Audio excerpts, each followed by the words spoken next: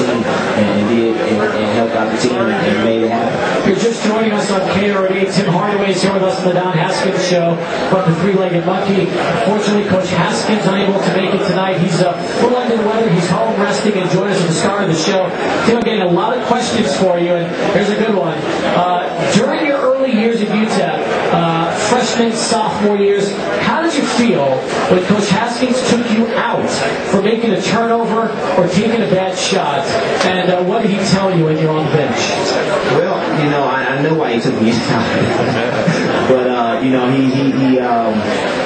he just told me, you can't have those shots. You're the leader out there. You got to control the tempo of the game. If you can make something happen, make something happen. Or, if he saw that I wasn't shooting the ball the way I'm capable of shooting the ball, step up and shoot the ball with confidence, and so you can make the shot.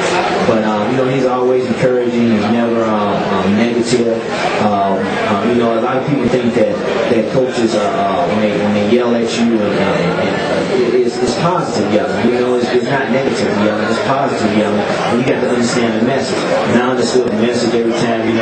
Because when you're in the game, you can't call a coach from yelling at you. They're in the game. They're in a situation where yelling is part of the game. So when he's yelling at me, I'm not listening to how he's yelling or how he's screaming at me. I'm listening to the message that he's telling me, and that's all I was listening to.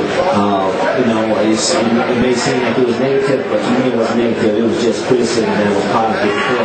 Did you know immediately when you were going to be taken out of the game? Did you say to yourself, well, I'm sitting on the bench? Well, when it's your first year, yeah.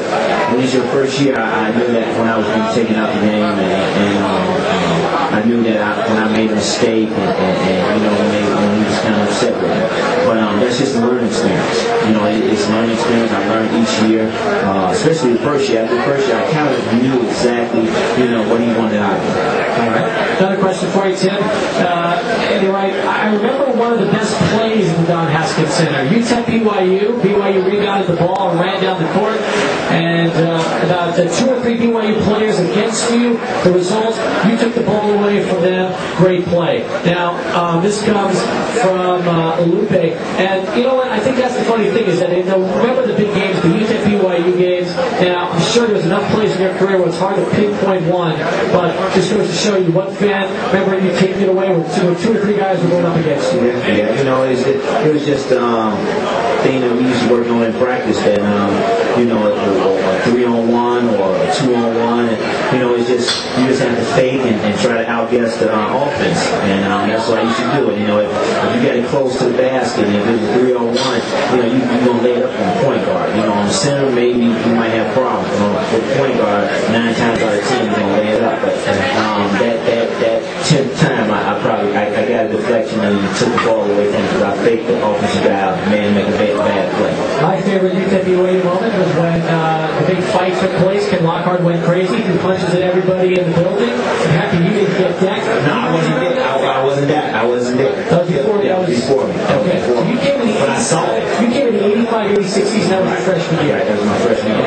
After Lester Goodman had left. Luckily you missed that. Yes, I missed that. Yeah, I saw it on TV though. Okay. It was a big fight. Yes, it was. How about this one? Who taught you the killer crossover? I taught myself the killer crossover. Me and Prince Stewart used to be in practice all the time. And during one game, we was watching a game, and I saw Pearl Washington cross this guy over in a Big East tournament against Georgetown. And it seemed like he went left and just rolled the ball all the way over to the right hand. And the guy was just off the screen. And for him to do that, got me up out of my seat. I was yelling, and I was like, wow, see that move? They showed it about 8 times. And the next day in practice, I couldn't do it that way. So I started putting it between my legs and going in front of me.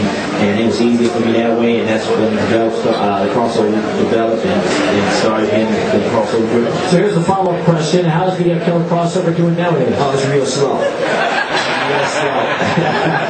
It's real slow, but it's still effective because I play against older people.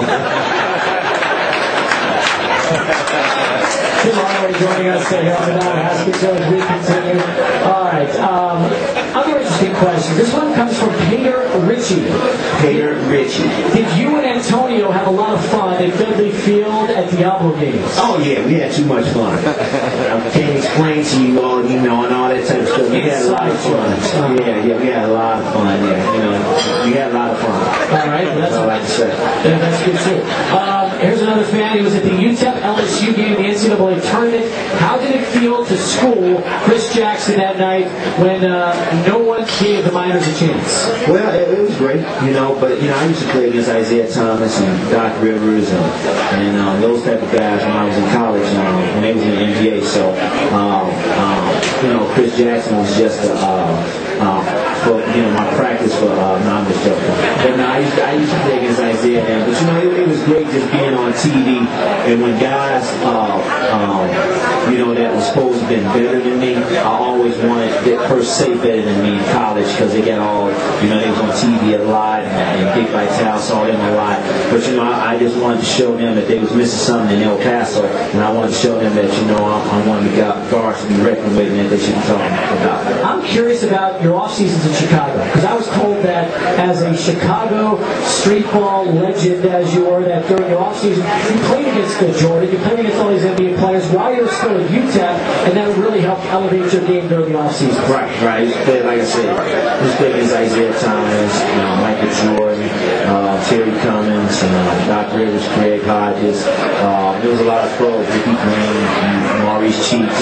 They just played against all those guys, and plus all the street guys that was street basketball players that was around Chicago that didn't make it, but that was good enough to make it if they got seen in college or went to college or whatever. So it was, every day you played against a top-notch guard.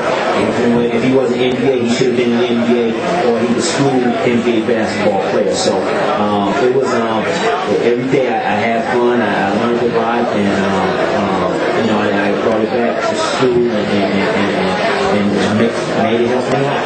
How about the practices at UTEP? All the old UTEP Miner players will always say that they were miserable. Whether it was from the 60s all the way through the 70s into the 80s and 90s, even the last couple of years in there, they always said that Coach Haskins' practices were much harder than the games because of the way he worked you. Well, that same way with Pat Riley. His practice out much.